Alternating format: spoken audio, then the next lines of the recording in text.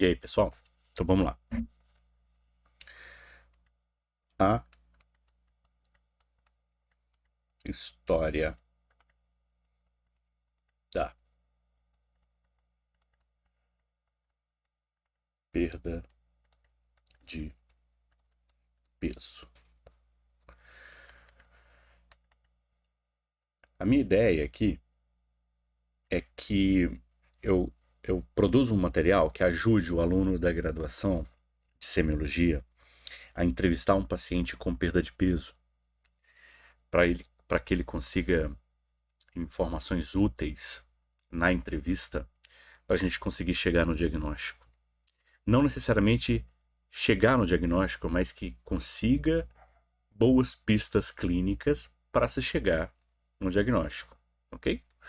Então a ideia dessa aula ela é voltada para alunos de graduação para poder abrir um pouquinho a cabeça do pessoal que está ali no início da faculdade ainda, para fazer entrevistas mais focadas no problema, ok? Então vamos começar com perda de peso. Então olha só, então é possível então que a queixa principal do seu paciente seja: doutor, estou perdendo peso, perda de peso. E, obviamente, uma queixa de perda de peso, como queixa principal, geralmente é uma queixa de perda de peso involuntária. Ou seja, o que preocupa o doente é que ele, apesar de não estar tentando perder peso, ele está perdendo peso. E aí ela se transforma mesmo numa preocupação, numa queixa. Existe uma perda de peso que é voluntária. A perda de peso voluntária geralmente acaba não sendo uma queixa principal, uma queixa motivadora de busca de ajuda, e acaba sendo algo meio colateral em que você vai descobrir durante a entrevista. Então, essa perda de peso voluntária, ela pode ter consequências nutricionais, e o doente buscar ajuda pelas consequências nutricionais e não pela perda de peso. E aí na entrevista você acaba descobrindo que ele está tendo uma perda de peso exagerada, de forma intencional. Existe uma perda de peso voluntária que é patológica e está relacionada a transtornos alimentares, transtornos psiquiátricos. E aí são muito conhecidos, muito comuns. A gente tem aqui a anorexia, bulimia. Ok? Anorexia sendo o transtorno alimentar caracterizado por um medo exagerado do paciente ganhar peso, e a noção, a percepção deformada do próprio peso corporal. O paciente está sempre se queixando de que o peso dele está gordo, que precisa perder peso, e quanto mais peso ele perde, mais peso parece que ele tem que perder. E a bulimia é um transtorno alimentar caracterizado por uma alteração de comportamento em que você tem uma alternância de momentos de alimentação exagerada, o paciente come muito e aí ele se arrepende porque comeu muito, tem que perder peso, e aí ele produz vômito, provoca vômito, mentiu o dedo na língua lá para poder provocar vômito, ou abusa de laxantes, de medicações para poder perder peso, tá? Obviamente, não tão óbvio, mas a ideia é que essa perda de peso voluntária não seja o foco principal do material que eu vou produzir para vocês. O foco principal é na perda de peso involuntária, ok? Bom, antes de continuar, uma definição muito importante, até para saber se essa perda de peso ela é algo a ser investigada de cara ou não é. Então, olha só, existe uma definição que a gente chama de perda de peso clinicamente relevante, tá? Então, eu vou colocar aqui, ó, por exemplo, clinicamente clinicamente relevante.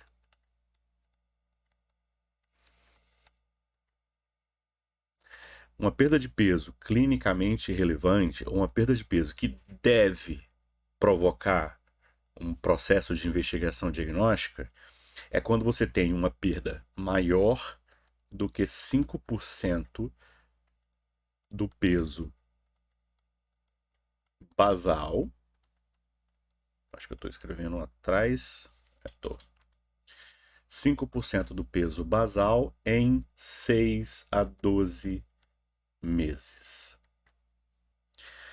Óbvio que a perda de peso é algo que acontece no tempo, então valores menores do que isso, quando a gente fala que não é clinicamente relevante, lógico, não é porque você vai.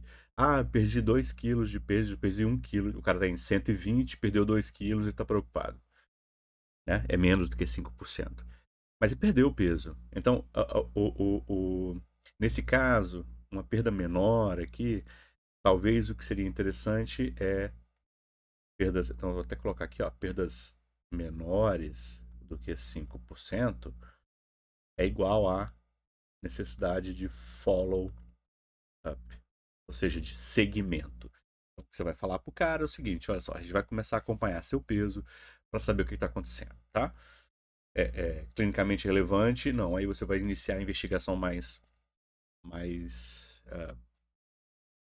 pesada, é uma palavra ruim, mas bom, é mais ou menos isso. Você vai é, dar mais atenção às queixas do paciente. Bom, é lógico que a gente está falando aqui de queixa única de perda de peso. Lógico, né? Se o paciente perdeu 2 kg de peso e está com diarreia, aí a investigação é de diarreia com perda de peso. Tá? A gente está falando aqui de investigação de perda de peso, ok? Em que o paciente aparece, o que está acontecendo? Ah, olha só, estou perdendo muito peso nos últimos meses. Beleza, é essa a investigação. Perda de peso. Bom, então, a gente está falando então aqui dessa queixa principal de perda de peso involuntária, maior do que 5% do peso basal em 6 a 12 meses. Então, essa seria a nossa queixa principal. Os dados de identificação são muito mais valorosos como dados epidemiológicos do que de identificação no nosso caso investigativo, né? Então, lá na ID, vou voltar a conta cor aqui, qual era a cor? Era essa.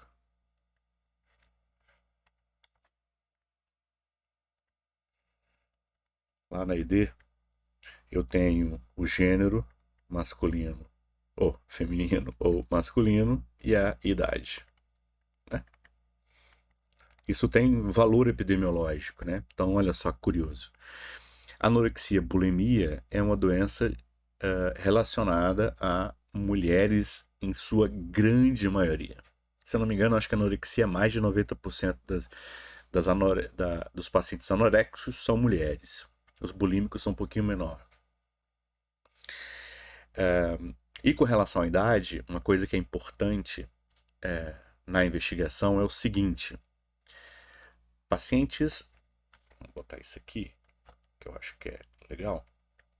Então, pacientes com mais de 65 anos, ou pacientes idosos, eles têm causas multifatoriais. Então, não é incomum que um paciente idoso, cuja queixa principal seja perda de peso, ele tenha vários motivos para estar perdendo peso. Ok? É isso que eu quero dizer. Bom, então vamos seguir lá. Ok, então como é que a gente vai fazer a HDA de um paciente com queixa de perda de peso? Então, eu costumo utilizar para avaliar dor, por exemplo, qualquer queixa dolorosa, um mnemônico chamado Sócrates. não fui eu que inventei, não. Eu li em alguma coisa. Não lembro onde que eu vi, mas estava em inglês. Eu meio que fiz uma adaptação em português. Então, o Sócrates é sítio, o início,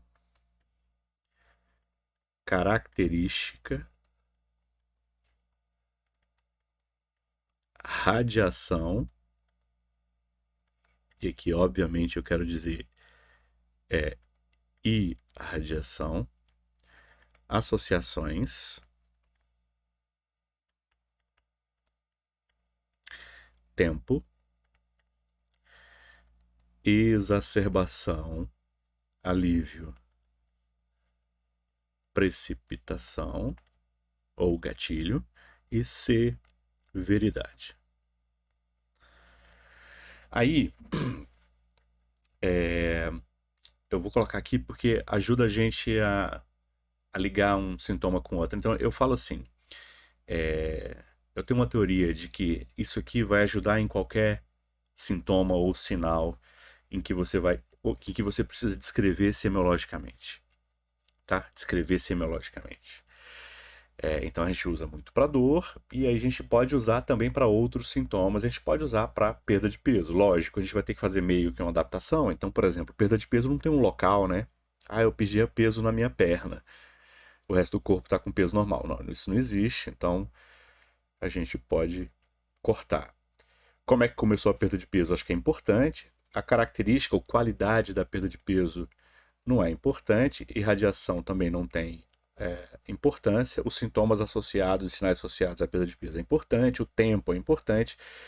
O que piora a perda de peso, o que alivia, o que precipita a perda também não é importante. É a severidade. Então a gente aqui já tem o que a gente pode usar como utilidade para a gente definir, para a gente descrever a perda de peso. Eu vou começar por severidade para dizer o seguinte: olha só. É super importante que, e aí eu vou dizer isso, severidade aqui seria ou quantidade, né, que você quantifique a perda de peso. Então, o que é importante? Perda de peso, ela é um dado objetivo. Ela não pode ser uma expectativa subjetiva. Ah, me parece que está perdendo peso. Ah, eu acho que eu estou achando. Não, não. Eu preciso de dados objetivos para poder investigar. Então, eu preciso do peso do paciente documentado durante a consulta. O que é importante é que toda consulta do paciente, ele, ou eu estou falando isso em assistência primária, deva pesar o paciente.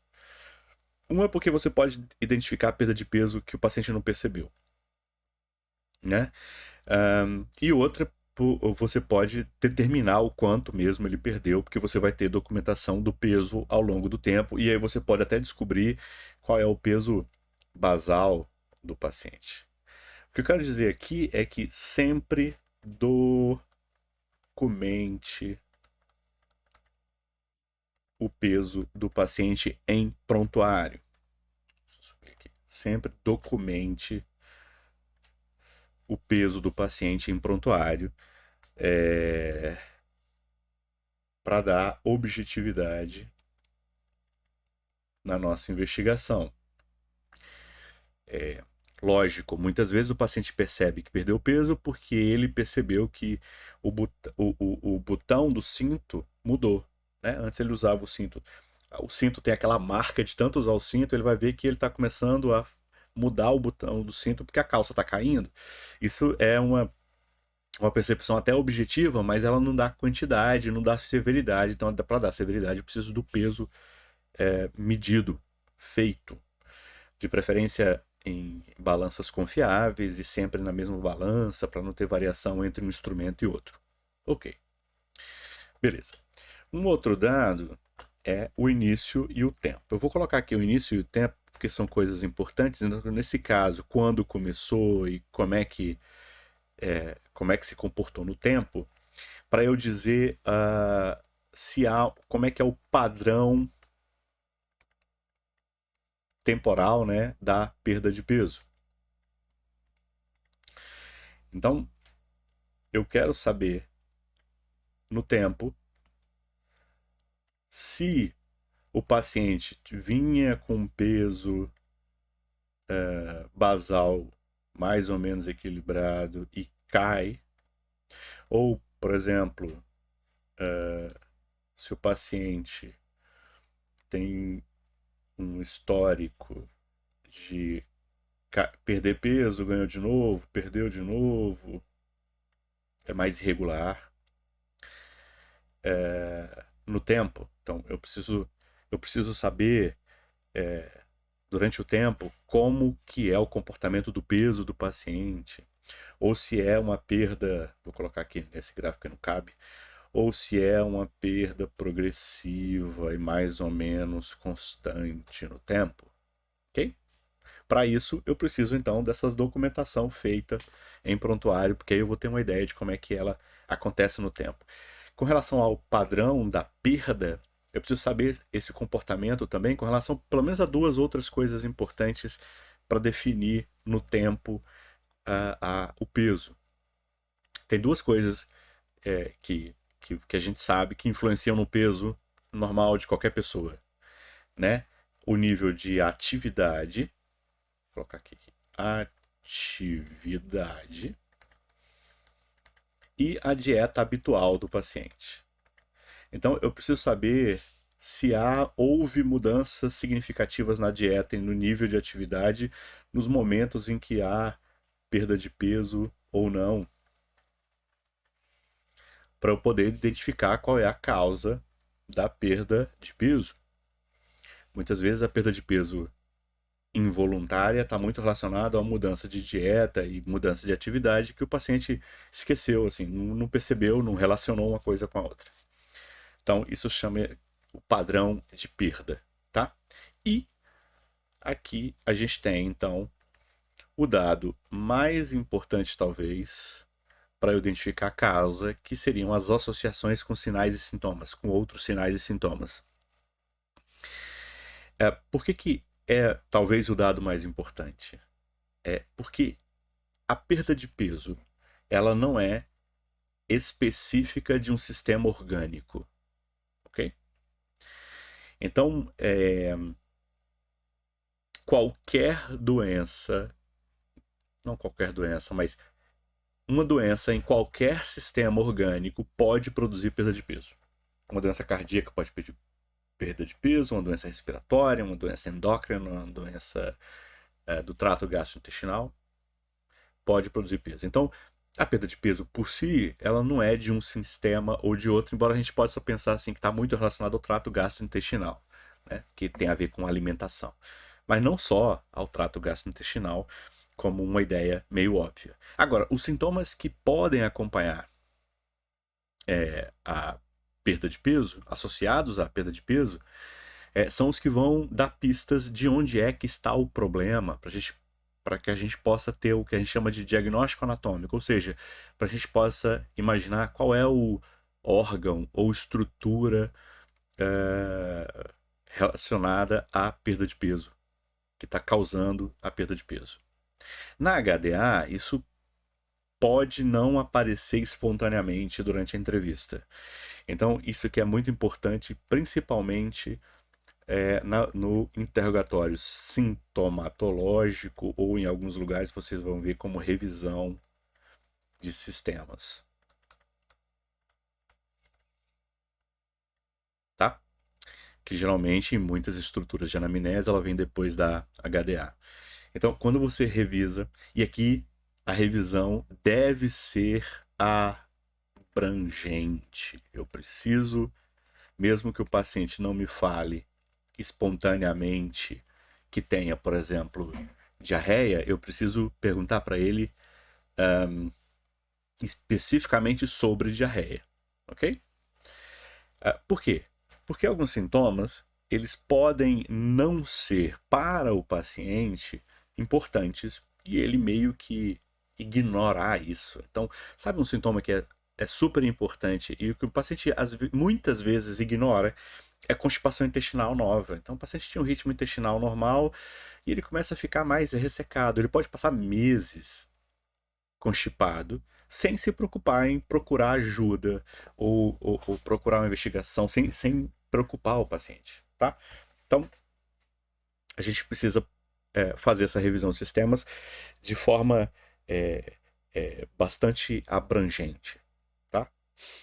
Então, as associações podem aparecer espontaneamente durante a HDA, mas ela é principalmente uma investigação aqui de revisão de sistemas, tá? Bom, então essa seria como é que a gente pode fazer uma descrição semiológica da perda de peso inicial, né? Aí é importante a gente conhecer algumas coisas com relação a causas. Vou mudar a cor aqui. Vou botar essa aqui.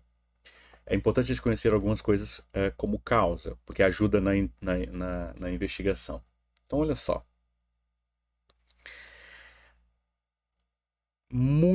O diagnóstico diferencial, as possibilidades diagnósticas que explicam a perda de peso é gigantesca. A lista de possibilidades são gigantescas. Mas, na maior parte das vezes, esses diagnósticos eles estão relacionados a 4 grandes grupos de doenças como causas. 4 grandes grupos. 1. Doenças malignas. Aqui eu estou falando de tumores malignos, cânceres. Tá? Aqui não tem uma ordem de prevalência ou de incidência, porque ela vai depender da população que você vai estar investigando. As doenças psiquiátricas, as doenças inflamatórias e infecciosas crônicas e as doenças endócrino-metabólicas. Então, 4 grandes grupos de causas possíveis da perda de peso, de investigação que a gente precisa investigar na perda de peso, que a gente tem que estar atento durante a nossa entrevista. Então, é interessante a gente conhecer, porque se a gente for observar, a gente tem mecanismos, a gente não tem aqui uma questão sistêmica, né? A não ser aqui o endócrino metabólico, mas tem mecanismos de doença e não diagnóstico anatômico sistêmico, mas diagnóstico por mecanismo. Como é que aquele órgão adoeceu? Por causa de um câncer, doença psiquiátrica, doença inflamatória, doença infecciosa. O endócrino metabólico tem um pouquinho de diagnóstico sistêmico, né? Bom, então, durante a entrevista, você pode ouvir pistas de uma desses 4 grandes grupos, assim. Isso é importante que vocês saibam na hora da entrevista. Por quê? Então, vamos lá. Vamos tentar explicar isso para vocês. Quando eu estou investigando, descrevendo o paciente, eu vou aqui nas associações e eu vou fazer associações com os outros sintomas e sinais, né, e eu tenho que ser abrangente. Eu tenho que estar atento porque o que aparece aqui nessa investigação de sintomas e sinais pode estar associado a um desses 4 grandes grupos. Tá? Então, por exemplo, uma associação muito interessante é você saber se o paciente tem perda de peso mais anorexia. Ou seja, o paciente tem perda de peso e tem perda de apetite associada. O que cara, esses cabos estão incomodando, então Tô tentando fazer retorno aqui para eu poder ouvir minha voz, né? Bom, vou voltar. Então, mais anorexia. Isso é interessante, né? Por exemplo, as doenças malignas geralmente produzem perda de apetite, as doenças psiquiátricas diminuem o apetite, as doenças inflamatórias infecciosas geralmente diminuem o apetite, né? Mas as doenças em que há uma perda de peso com o apetite normal ou muitas vezes com o aumento do apetite podem ser doenças endócrino-metabólicas. E aqui a gente pode citar hipertiroidismo e diabetes mellitus. Ok? Hipertiroidismo e diabetes mellitus. Como possibilidade. Olha só que legal. Né? Se você está pensando em doenças inflamatórias infecciosas, obviamente você tem que lembrar da possibilidade do paciente estar tendo perda de peso associada à febre, ou também calafrios e sudorese. Né? Então aqui você vai pensar nesse grupo 3 aqui. E não se esqueça que também algumas doenças malignas, principalmente neoplasias hematológicas, também produzem febre associada. Então, às vezes aqui com anorexia, então 2, 3, né? E aqui o aumento do apetite 4, né? Então, isso aqui é importante. Você pode, lógico, as doenças psiquiátricas, você vão ter uma perda de peso associado a um rebaixamento de humor, é uma possibilidade, e aí você vai pensar na possibilidade de depressão, ou essa perda de peso pode estar associada a um transtorno cognitivo. E você vai pensar na possibilidade dessa perda de peso estar associado à demência. E aqui tem estaria no quadro 2 também, né? Então, a demência, os transtornos de memória, de atenção, confusão mental, também podem provocar perda de peso pela dificuldade do paciente de buscar alimentação. Então, essas pistas podem estar associadas. A demência, eu vou precisar do acompanhante. Geralmente é uma doença de paciente mais idoso e eu preciso do acompanhante para me contar, né? Para me dar uma história colateral ali para eu ter pistas. A depressão eu preciso do próprio paciente para poder fazer o rastreamento. A gente vai falar aqui especificamente histórico psiquiátrico aqui, mas lógico, se você tiver uma sensibilidade ok, né, você consegue perceber se o paciente está ou não triste, e você pode explorar isso com relação ao paciente, a perguntar o que, que ele pensa, o que, que ele espera, pode perguntar coisas, pode perguntar diretamente ao paciente se ele tem tido tristeza, angústia, choro fácil, se deixou de fazer as coisas que gosta de fazer, se deixou de se cuidar, que é a anedonia. Então, bom, isso aqui não é aula de entrevista psiquiátrica. Bom, e é legal também que você busque a perda de peso, por exemplo, mais sintomas do trato gastrointestinal. Aqui não vai ser específico a um desses 4 grandes grupos, mas as doenças gastrointestinais malignas e inflamatórias podem produzir perda de peso associada. Então, os sintomas do trato gastrointestinal são super importantes para eu poder definir a causa. Então, perguntar se tem diarreia, se tem alteração recente do ritmo intestinal, se tem náusea, se tem vômito. É muito importante para eu definir, por exemplo, as malignidades do trato gastrointestinal e as doenças inflamatórias infecciosas do trato gastrointestinal. E aqui Como exemplo, a gente pode citar câncer de estômago, é, é, câncer de intestino, as doenças inflamatórias eu posso citar as doenças inflamatórias intestinais, como possibilidades. Eu posso, como infecciosa, eu posso citar as eumintíases. Alguns eumintos podem provocar perda de peso cronicamente, e assim vai. Bom, então, tá vendo que é importante, então, avaliar as associações. Eu citei algumas possibilidades aqui, mas estejam abertas a outras possibilidades, logicamente.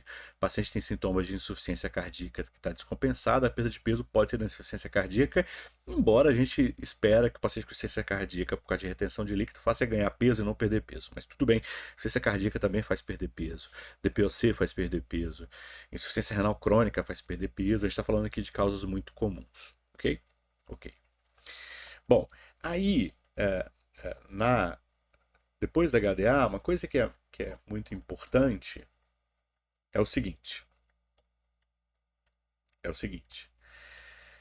Você precisa conhecer quais são os mecanismos ou quais são as medicações que o paciente tem feito uso e qual a relação de medicações novas com o padrão de perda de peso. Então, é muito importante que a gente conheça.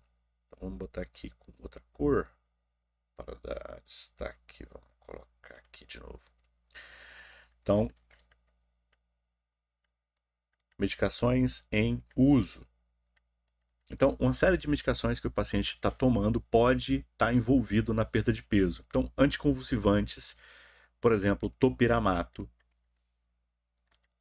O paciente começou a tratar a epilepsia com topiramato, e topiramato faz perder peso. Digoxina. Digoxina é uma droga para insuficiência cardíaca, para controlar os sintomas, aliviar os sintomas de insuficiência cardíaca, e também pode provocar perda de peso, principalmente em níveis mais tóxicos. Né? Metformina. Paciente diabético começa a usar metformina, pode perder peso por causa da metformina.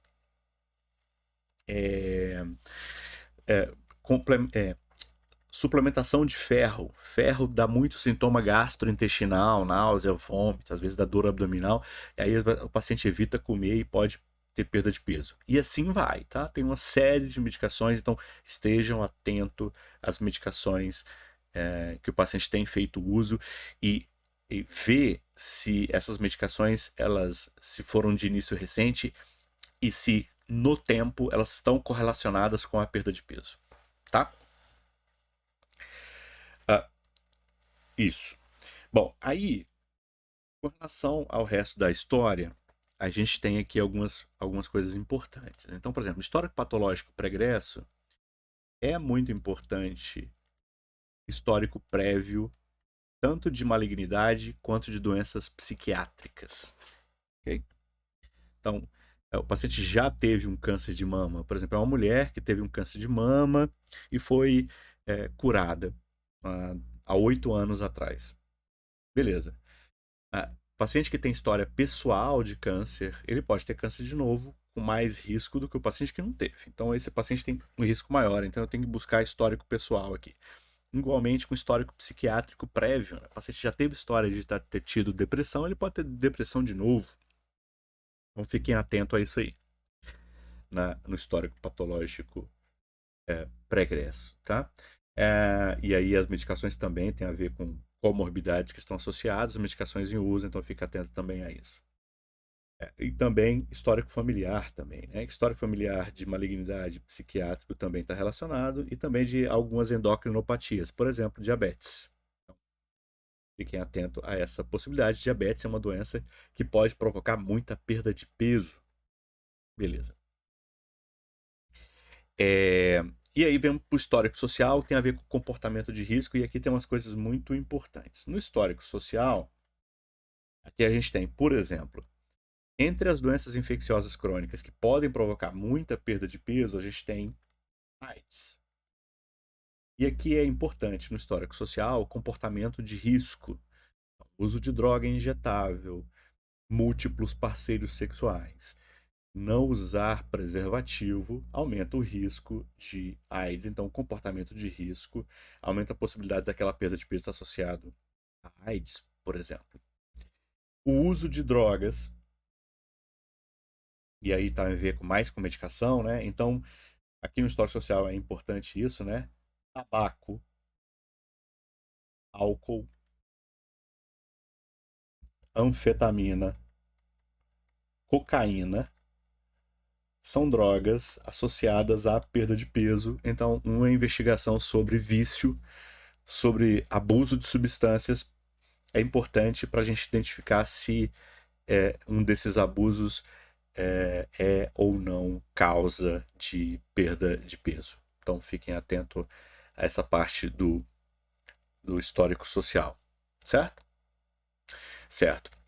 Sobre o resto da investigação, sobre o exame físico e sobre os exames complementares, eu não vou